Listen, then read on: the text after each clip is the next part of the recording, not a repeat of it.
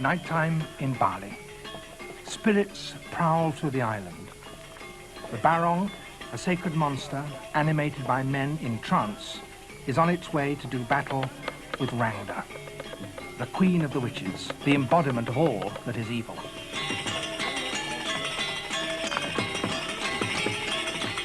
For the Balinese, it's a crucial duel on which the future of mankind could depend.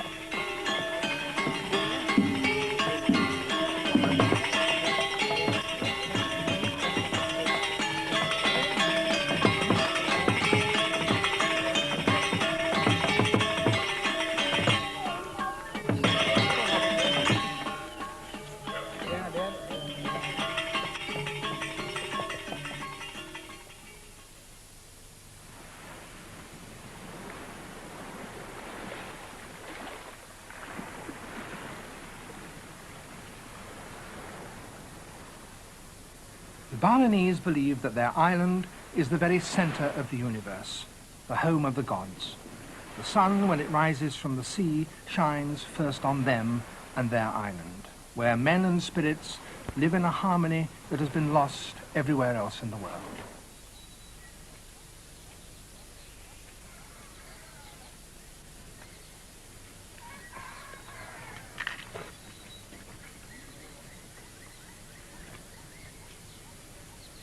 Each morning, soon after dawn, every householder makes offerings.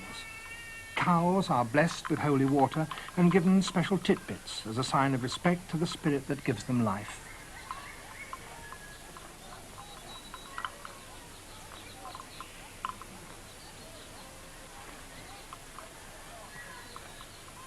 Individual plants must also receive attention and be given offerings of tiny rice cakes.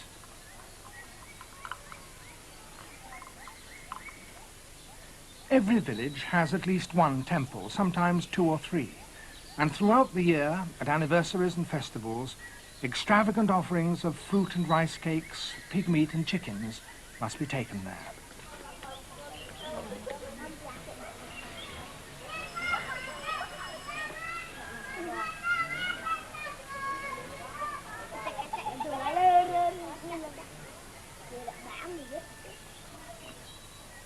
The Balinese gods are Hindu. Alone in all the islands of Indonesia, Bali has remained faithful to Vishnu, Shiva and Brahma, defending them against the forces of Islam and Christianity, which have attempted again and again over the centuries to drive them out.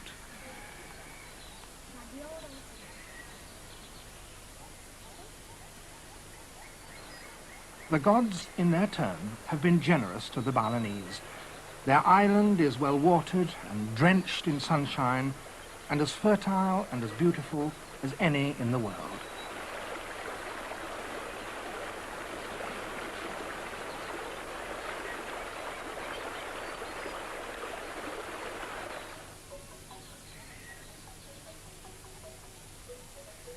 On the flanks of the mountains, the Balinese have built tier upon tier of terraces, each carefully walled with mud and constructed with such accuracy that water from the streams runs from one to another. Here, under the tropical sun, the rice seedlings grow with a speed that is almost visible.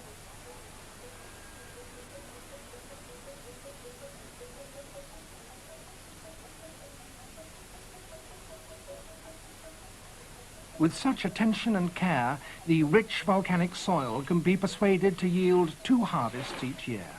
And when harvest time comes, the entire village goes down to the fields to help gather it in, for there are jobs for everyone.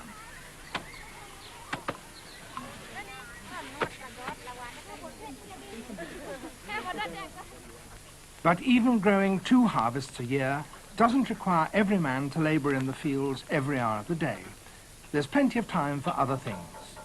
The volcanic stone is as soft as butter when it's first taken from the earth, and is easily carved into figures and decorations for the temple.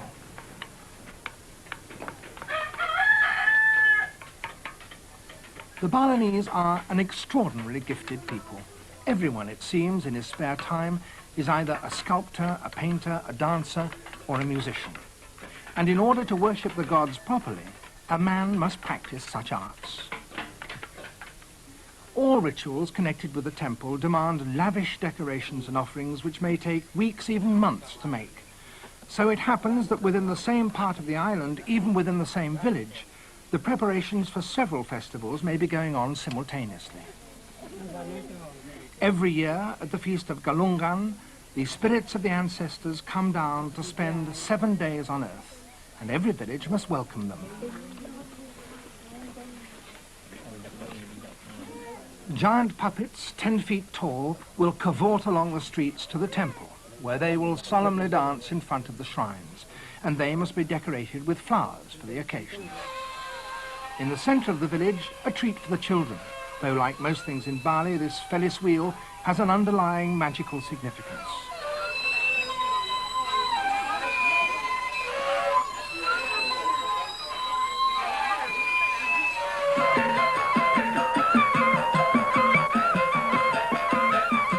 The streets must be lined with ceremonial arches of bamboo hung with elaborate tassels, the penyor.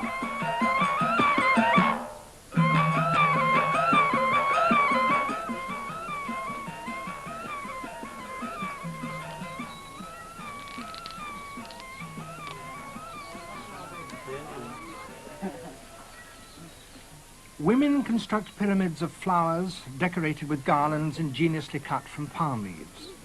The day of the week of the festival dictates the colours, and the place of that day within the very complex Balinese calendar, the number of different elements they use. And the character of the god to whom the gift will be made also affects the design, for individual gods have individual tastes. The men also build offerings, though they do so not with flowers or rice cakes, but with pig flesh. The meat roasted on long bamboo splints, the fat and the tissues of the stomach carefully pinned into a gigantic bouquet of pork.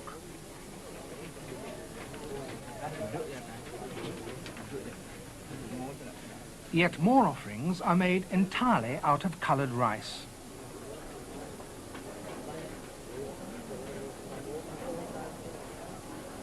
In this village, Ubud, several months ago, a prince died.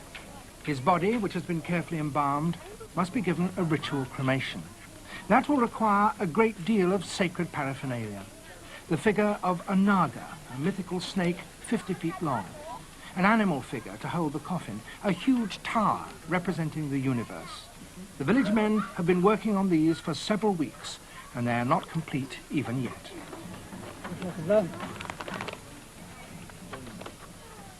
The expense and the artistic skill lavished on these things is huge. But they must be made, and made well, if the prince's soul is to be released successfully from his body. The most sacred place in the whole island is Gunung Agung, the central volcano. And here one of the most important of all festivals is long overdue. The temple of Besaki stands on its flanks. This is the mother temple from which all other temples derive their spiritual power. Prayers and offerings are made here continuously throughout the year. But now there is a special intensity and urgency. The people are beginning the 2-month preparations for Dasa Rudra, a ceremony that must be performed every 100 years to rid the island of its accumulated spiritual pollution. People come from all over the island, bringing offerings. Some carry their musical instruments, so they may play in the temple.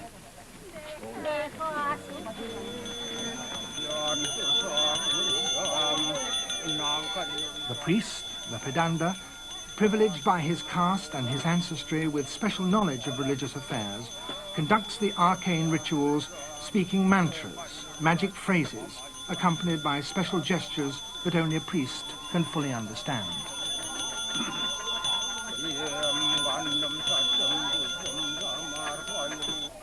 In a neighbouring courtyard, a puppet master has set up his gods and heroes of painted buffalo hide and is recounting yet again an episode from one of the long Hindu sagas.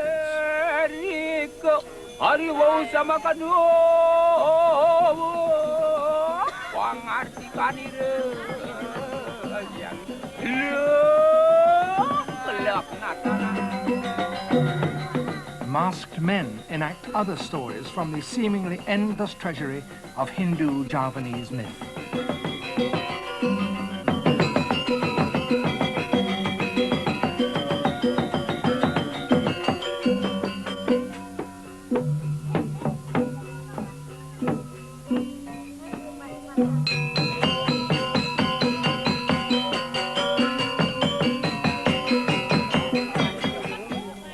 fights too are being held, not merely for sport, though they're certainly that, but because the earth requires anointing with the hot blood of an ebbing life.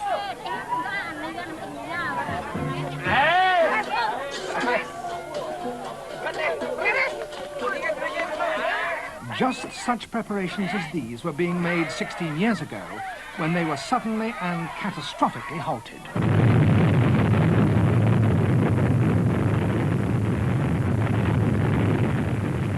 In February 1963, Mount Agung erupted. That the holiest of mountains should bring this havoc could only mean one thing: the gods were angry.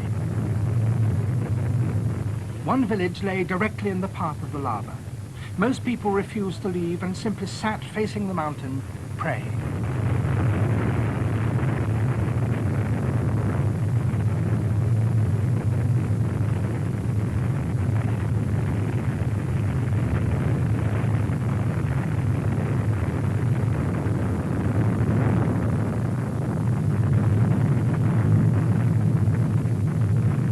Lava approached closer and closer, but the people would not move. If their sacrifices were not enough and the gods required them to die as well, then die they would.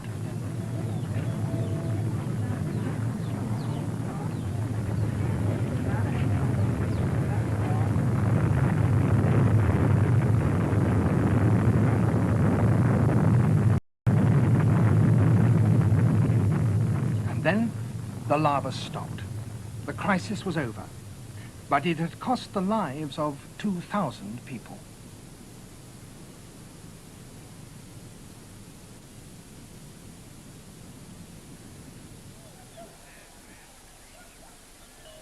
"16 years have passed since then.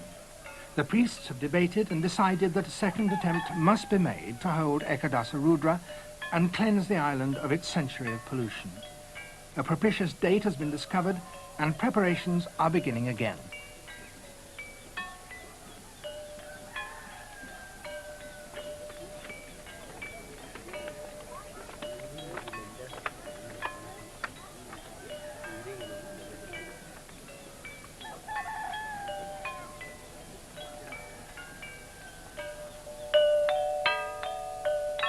From a remote village in the heart of the island has come one of the most ancient of orchestras, with instruments not of bronze like others, but iron. It is so magically powerful that it may only be played on special holy occasions, and its presence here is an indication of the supreme importance of the Ekadasa Rudra.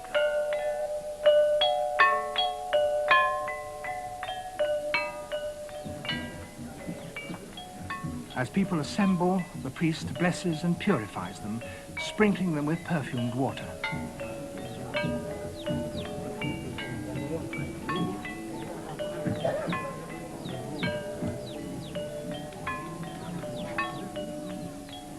Sometimes offerings are placed on the altars straightforwardly and without ceremony. Sometimes the village women bring them to the shrines with dance.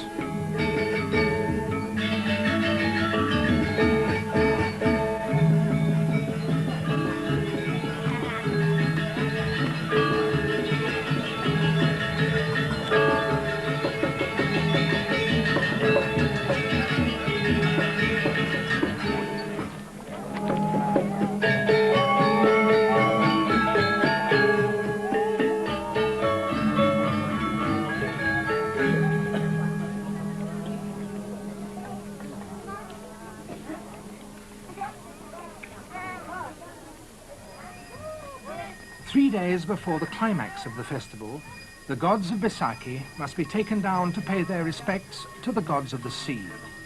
1,000 people from particular families in Baisakhi village have the duty and the privilege to accompany them, but thousands more will join in on the way.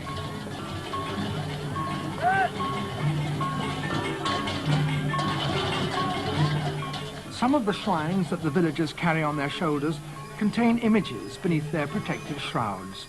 Others are seemingly empty, for the gods themselves are invisible.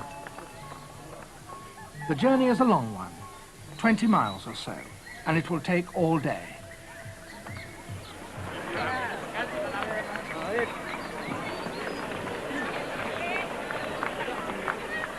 In each village they pass through, the people greet them with offerings of food to the gods.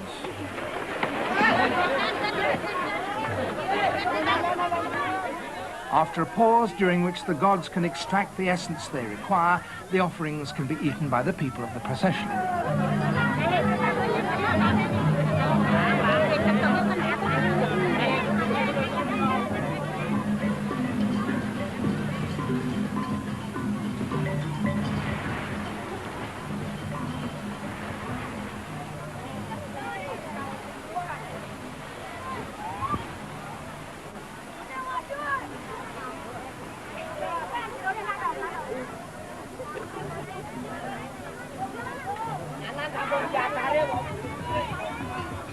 At last they reach the seashore, and the shrines are carried down to stand beside the waves. Sacrifices must be made here too. After sunset, a buffalo will be led into the water and there drowned, a sacrifice to Varuna, god of the sea.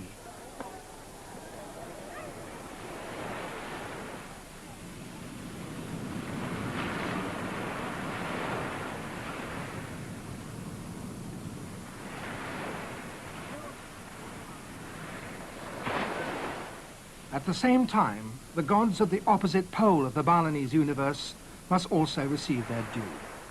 At Besaki, another buffalo has been led up the mountain and thrown into the crater.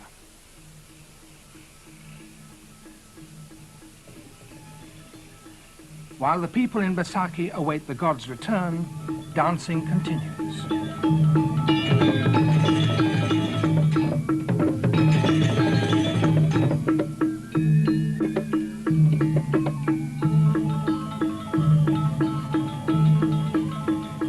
In Bali, the performance of a dance and the playing of music are in themselves acts of worship, and a dance that entertains the gods will surely delight the people.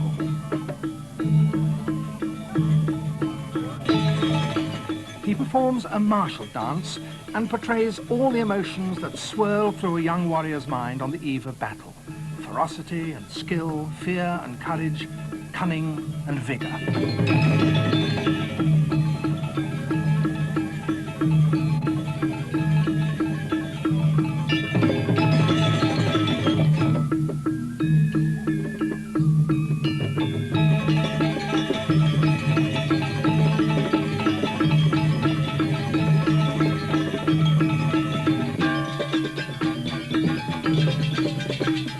A young girl dressed as a man performs a dance of flirtation.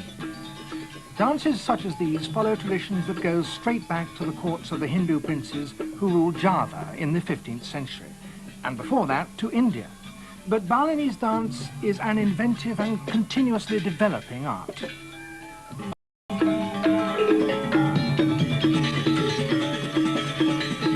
This particular dance, a virtuoso piece in which the performer plays one of the instruments of the orchestra, was devised by a great dancer a mere 40 years ago.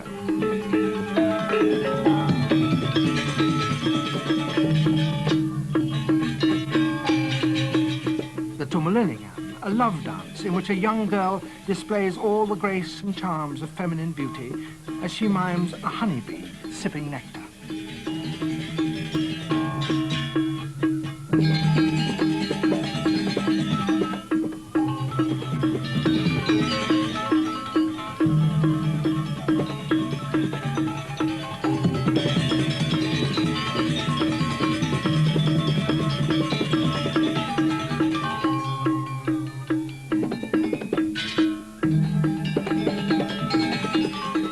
Other dances are much older. This is the kechak, performed to the chants of men impersonating monkeys.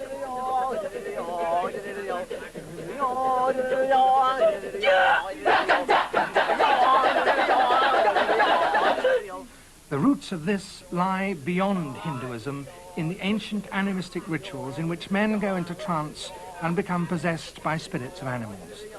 And its fascination comes from the marvellously orchestrated grunts and cries of the chorus, wild yet superbly disciplined.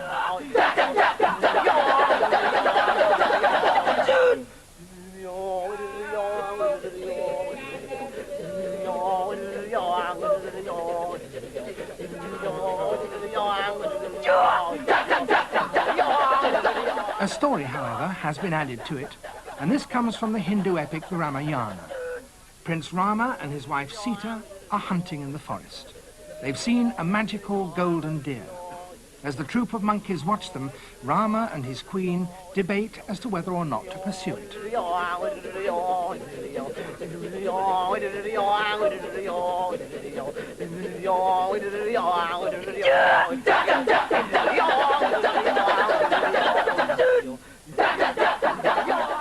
Rama decides to follow the deer.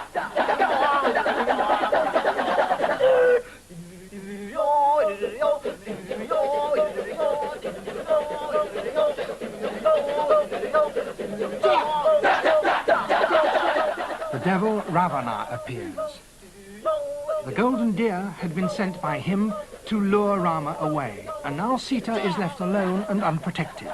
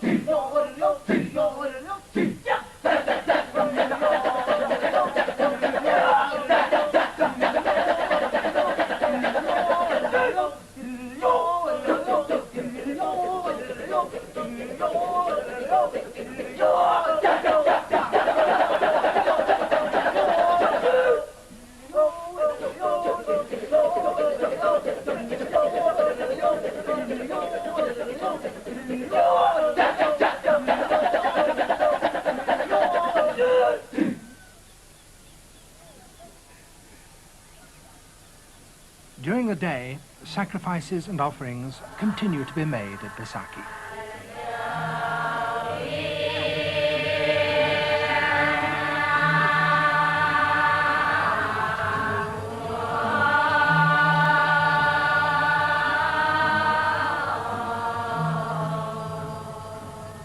For this, the most comprehensive of all ceremonies, the gods must be joined by the spirits of every kind of living animal that inhabits the island.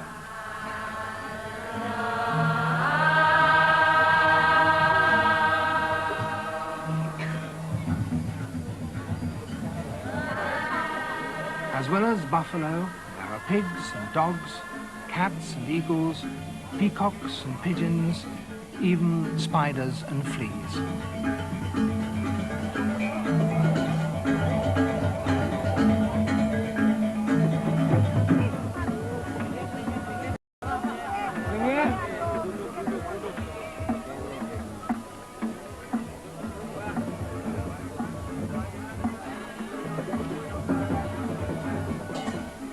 And still there is dancing. New performers prepare themselves.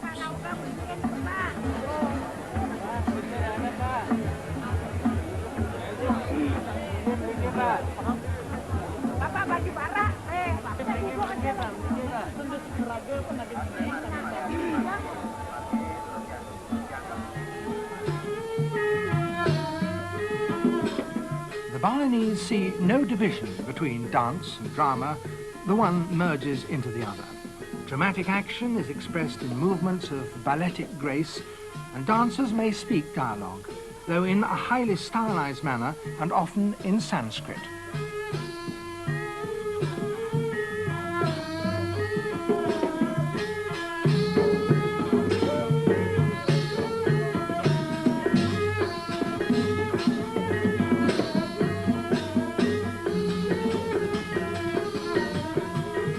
This is the story of Panji, a prince from the ancient kingdom of Singasari, who falls in love.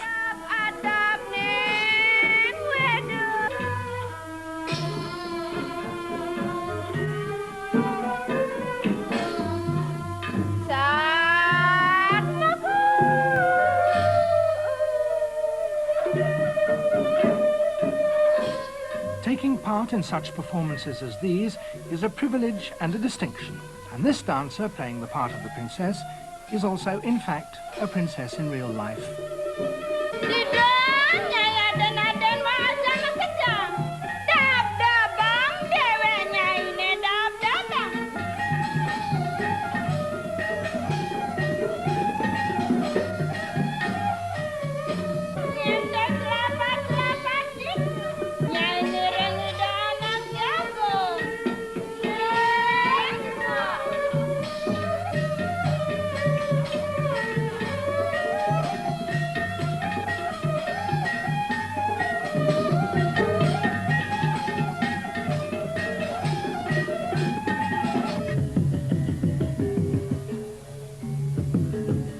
Not all dances are restricted to the graceful retelling of ancient tales of courtly love. This one was originally performed before going to war. It's so ancient that it is now regarded as sacred and may only be performed within a temple.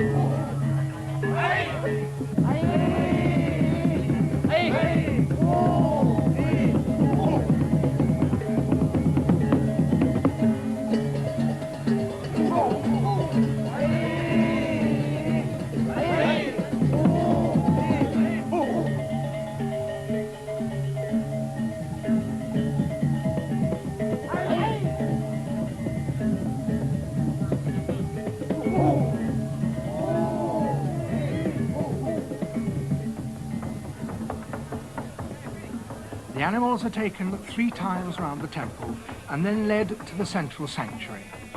There they will be sacrificed, spilling their blood to ensure that the rest of their kind will continue to survive on the island and that the natural harmony of the world will be preserved.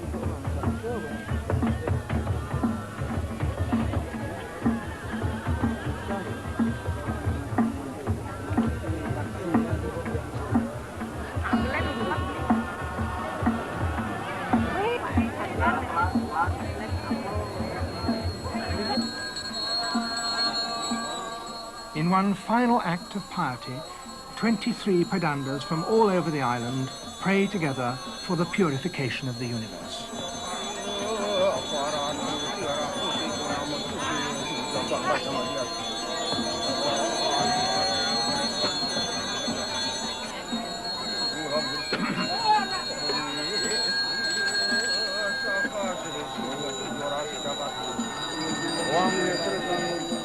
The century may now come to an end, and Bali may embark on a new era, purged and sanctified.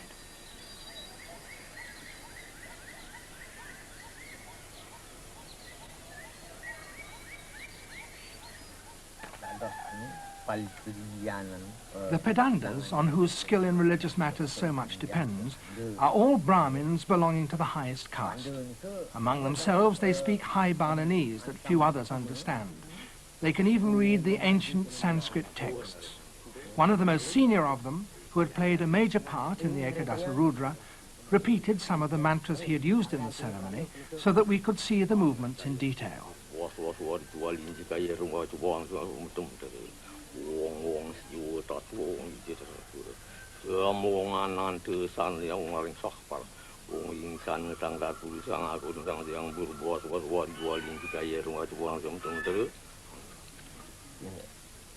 But he couldn't explain to us precisely what they meant. That was a secret matter that only a pedanda, after a lifetime of study, could even begin to comprehend, or had a right to know.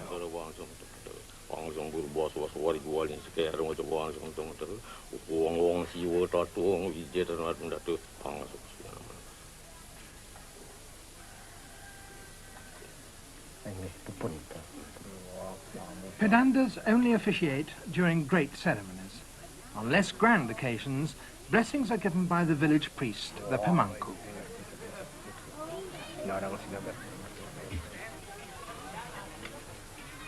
A barong is being blessed.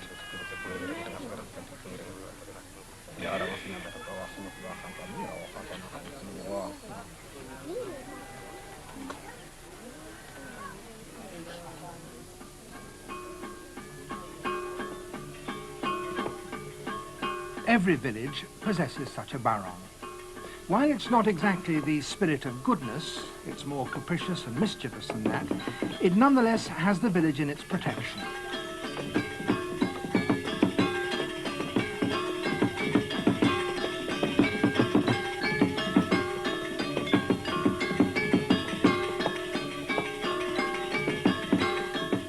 Its mask and coat, magically powerful, are kept in the temple shrouded in boxes, but it often comes out to dance when orchestras, gamelans, play beside the temples.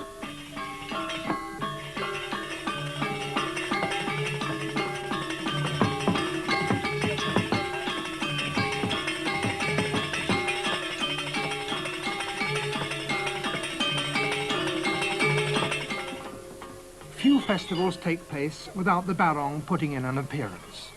Indeed, one of the first signs that something magical is stirring in the village is the sight of the barong with its attendants walking along a road.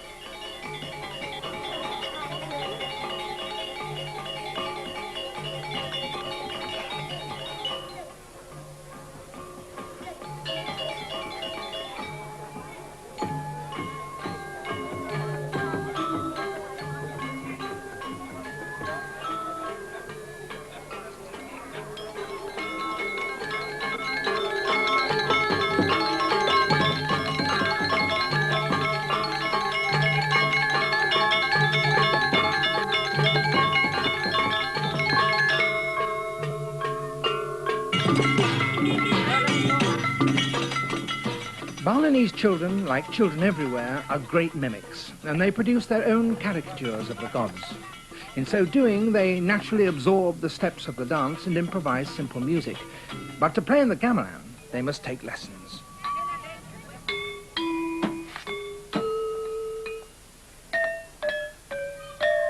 A gamelan may contain 30 or 40 instruments of bronze, either with keys like this amplified with bamboo resonators beneath them, or gongs laid in racks or hung in rows. The music it plays is extremely complex and fully orchestrated, but the Balinese have no musical notation, so the part of each instrument has to be learned by each player at a time and is taught by the leader of the orchestra, who holds the entire composition in his head.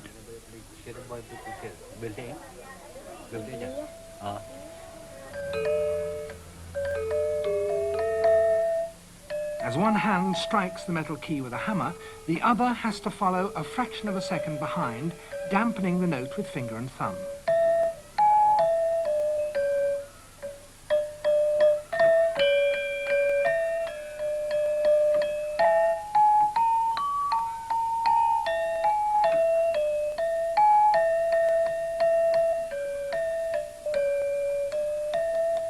Dancers in the East, like dancers in the West, must begin their training early if their bodies are to become supple enough to perform the movements with proper grace.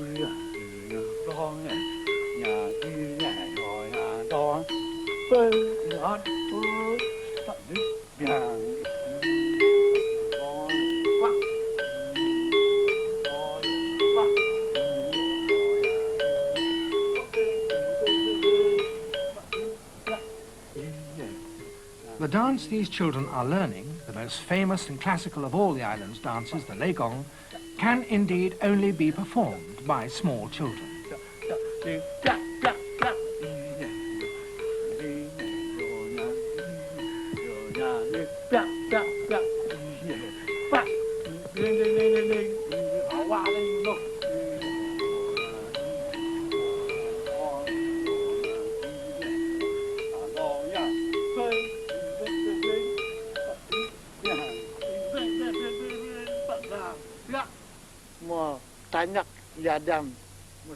Agung Mandra is one of the oldest and most respected teachers on the island.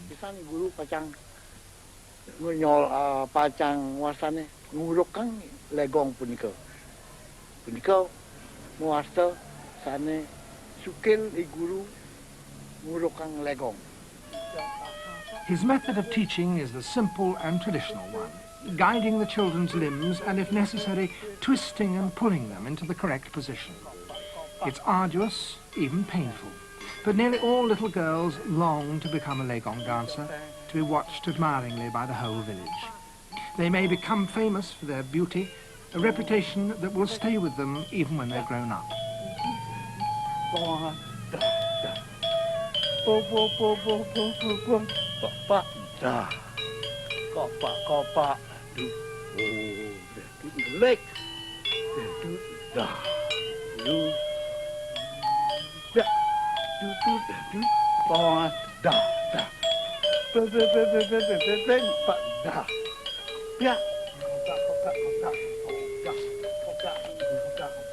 The story of the Legong concerns the king of the ancient land of Lassam, who, on the way to a battle, meets a bird of ill omen. This child will represent the bird.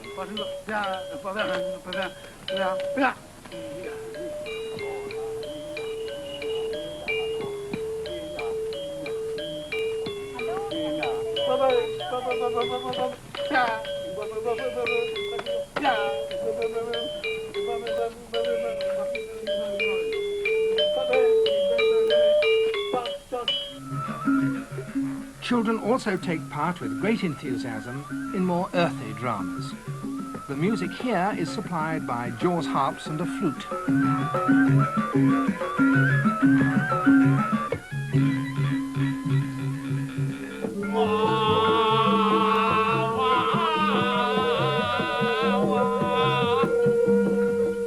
The scene is the palace of an ancient kingdom of Java. The courtiers are gossiping. These characters, speaking in their highly formalized way, are comics, and their dialogue, which sometimes contains lots of local jokes, brings delight to everyone. The king, it seems, has a beautiful daughter, and he's having a lot of problems in deciding whom she should marry.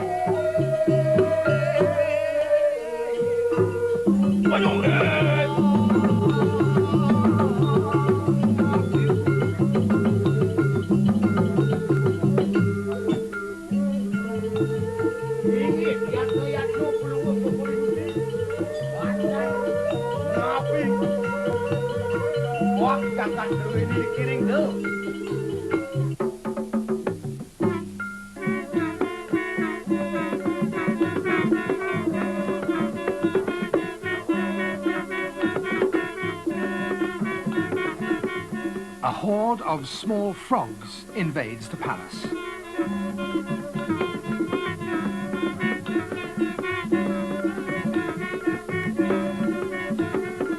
And here is the king of frogs himself.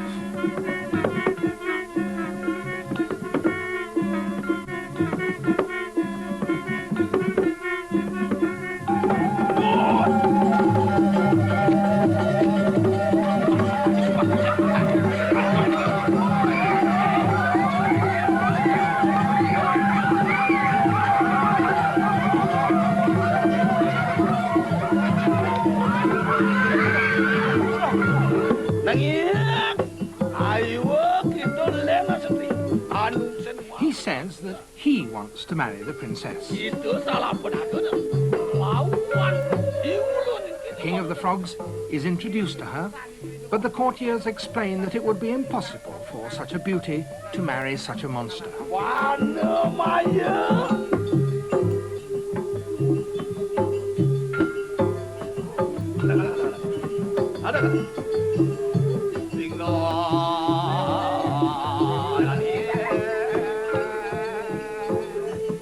But all will be well. Before the play is over, the king of the frogs will turn out to be, perhaps not surprisingly, a handsome prince temporarily under a spell, and he will resume his human shape, and everyone will live happily ever after.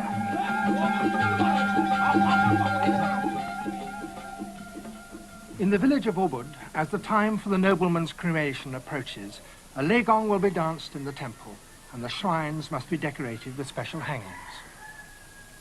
The little dancers must pray to cleanse their spirits and prepare themselves for the performance.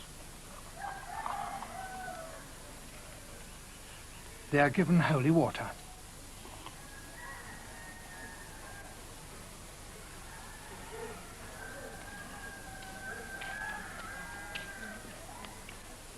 The makeup they wear is defined by tradition. Their faces must be powdered white, their eyebrows plucked and reshaped.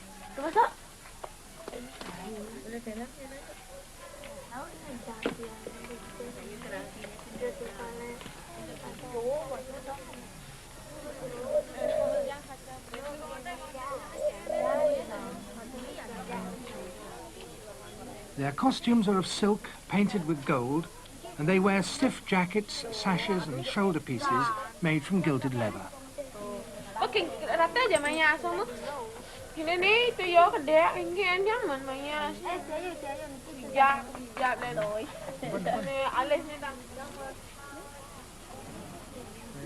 Their crowns, stiff and heavy, are also of leather, decorated with frangipani flowers.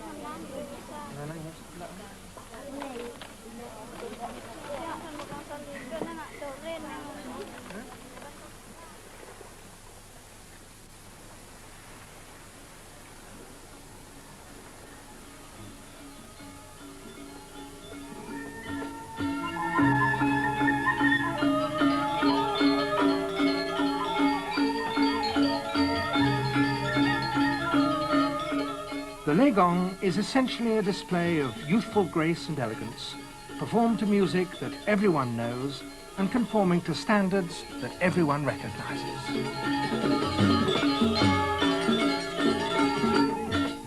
But there is a story attached to it which makes some sense of the ritualized steps. The King of Lassam has stolen Rankasari, a beautiful princess. The two dance together with synchronized movements, attended by their servant, who wears different colors.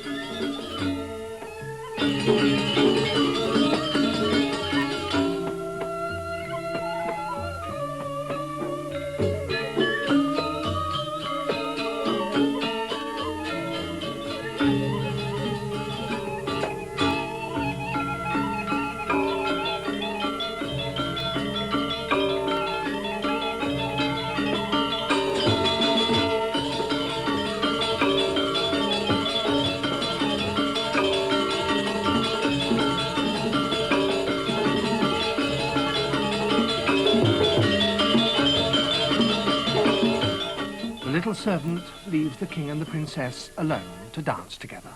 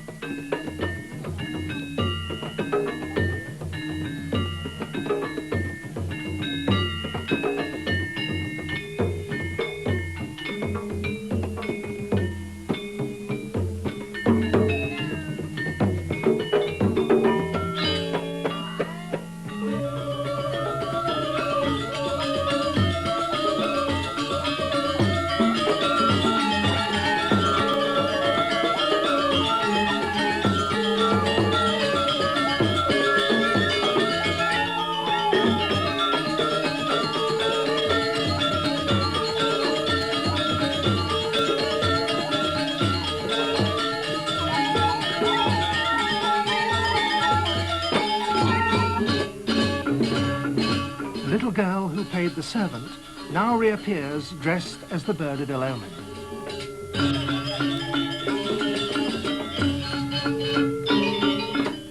The king has decided to go out and do battle with the princess's brother, but the bird warns him that if he does, he will be killed.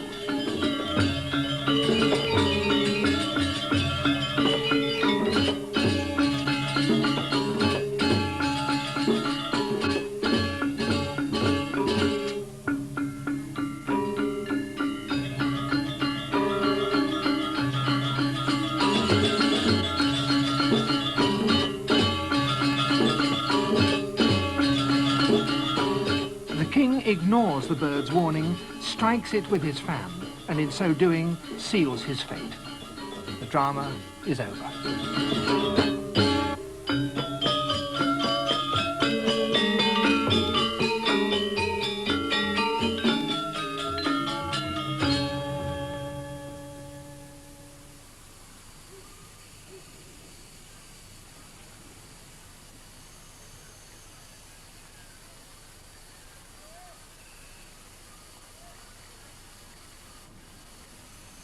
Just as the life of a Balinese is filled by the arts, so its end is marked with a final act of pageantry, the cremation. In Ubud, preparations for the burning of the prince's body are complete. The action of the ceremony, in essence, could hardly be simpler. The body will be taken to the cremation ground, transferred to a pyre, and be burned. But the Balinese, with their passion for visual display and their genius for decoration, have turned those actions into a spectacle of dazzling brilliance.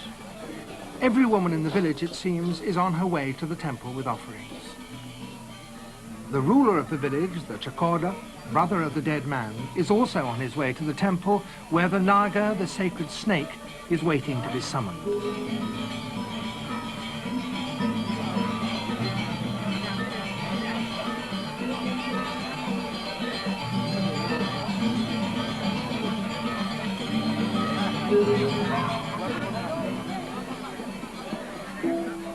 Only this family, the most noble on the island, has the privilege of using the Naga to carry the souls of their dead to heaven.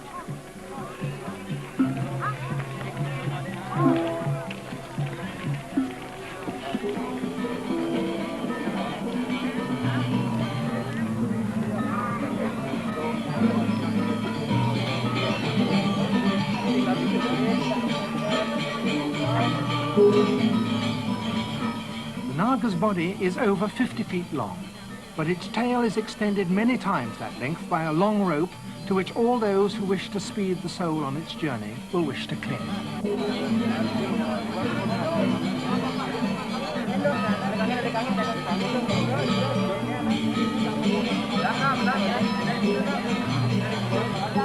The village's log gong is sounded to mark the beginning of the rituals. The huge tower in which the body will be carried to the cremation ground is so big that it has had to be built in parts and then not yet assembled. The top of the tower represents the heavens to which the soul will ascend. It has 9 stories, the prerogative of a nobleman. The base is shaped in the form of a turtle, entwined by snakes, for this, in the Balinese belief, is the foundation on which the world stands.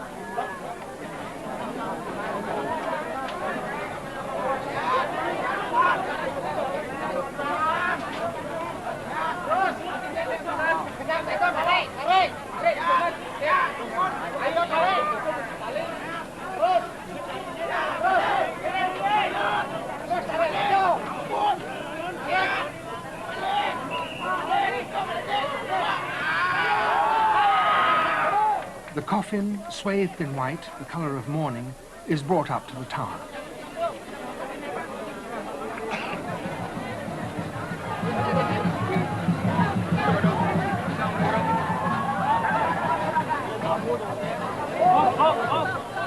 The pedanda must fire arrows tipped with flowers to kill the Naga serpent, so that its spirit will be released and be ready to carry that of the dead nobleman to heaven. He fires shots to all 4 corners of the world.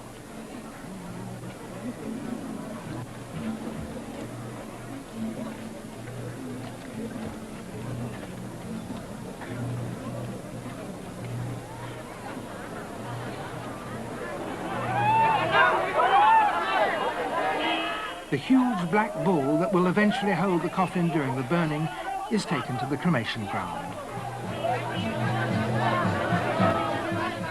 The body within the tower is now also taken there.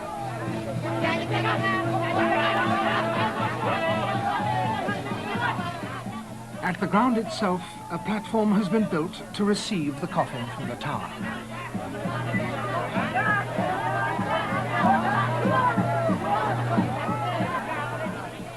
The coffin is brought down and placed within the body of the bull.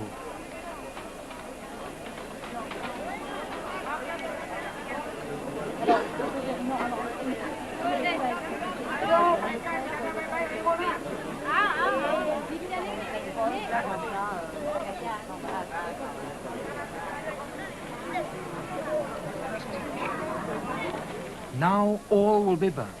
Tower, platform, the bull, and the body within it.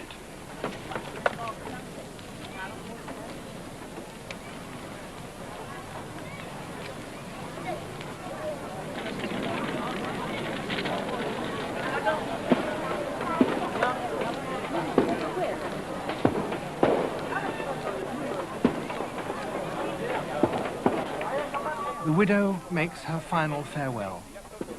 In the last century, she would have flung herself into the flames so that her soul might accompany that of her husband on its flight to heaven.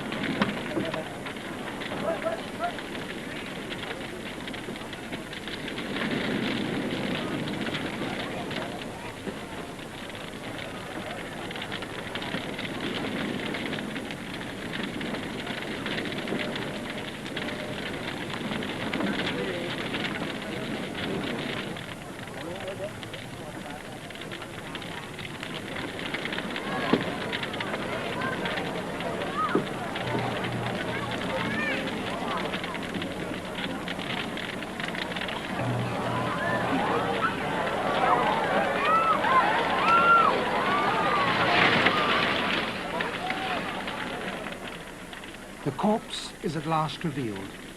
The finery that surrounded it has been burnt away, so that all can see now that it is truly consumed by the flames, and the prince's spirit has finally been released.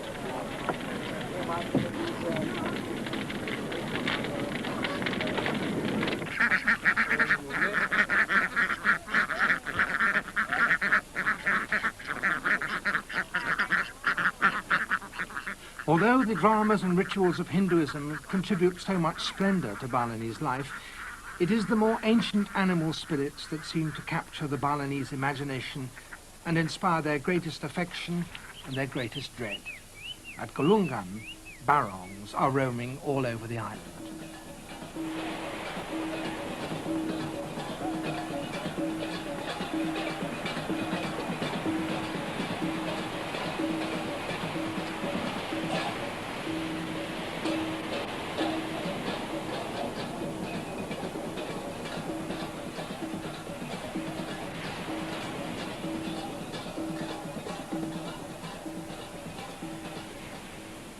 As darkness falls, witches will be about, and if the barong meets them, there will be a battle.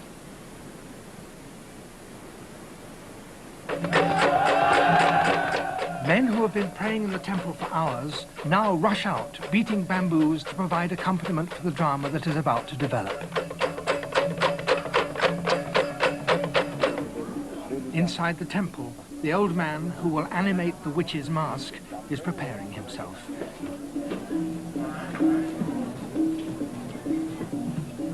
He's famous for the depth of the trance that he falls into and the power with which a spirit takes over his body.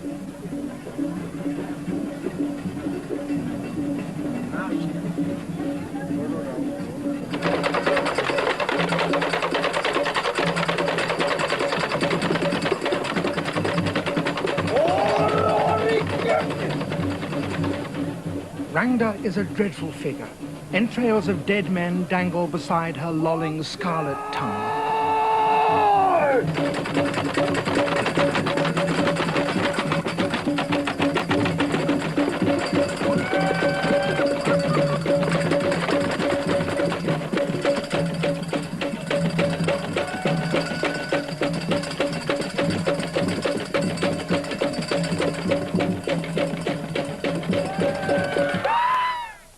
With a sudden spell, she throws the men into trance. They're now hers to be used as she wishes. They are her servants. Evil has possessed their souls.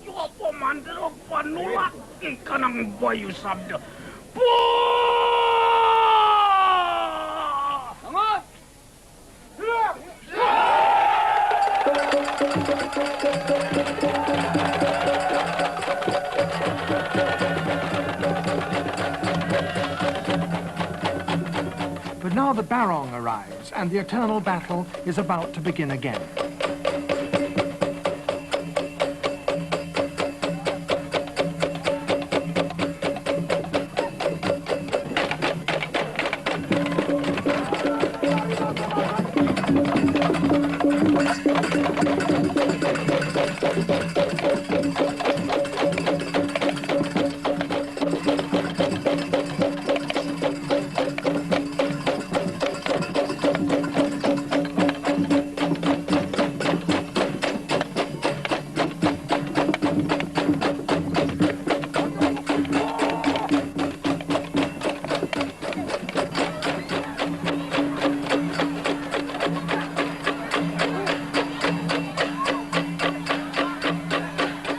Rangda puts a spell on the barong too.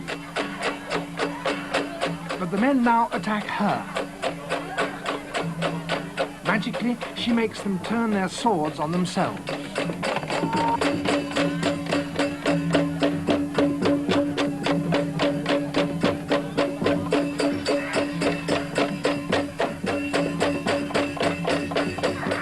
But the barong's magic is stronger.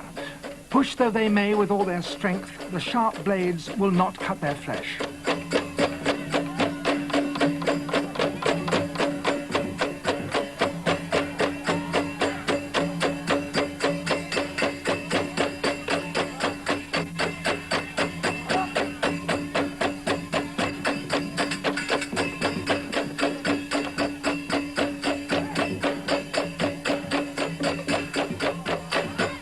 The drama is over.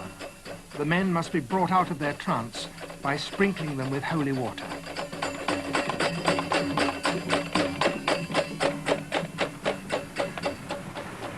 For a moment, it had seemed that the outcome of the drama was in doubt, that there was a chance that Rangda would subdue the barong, that evil would triumph. It has passed. The balance between good and evil has been maintained.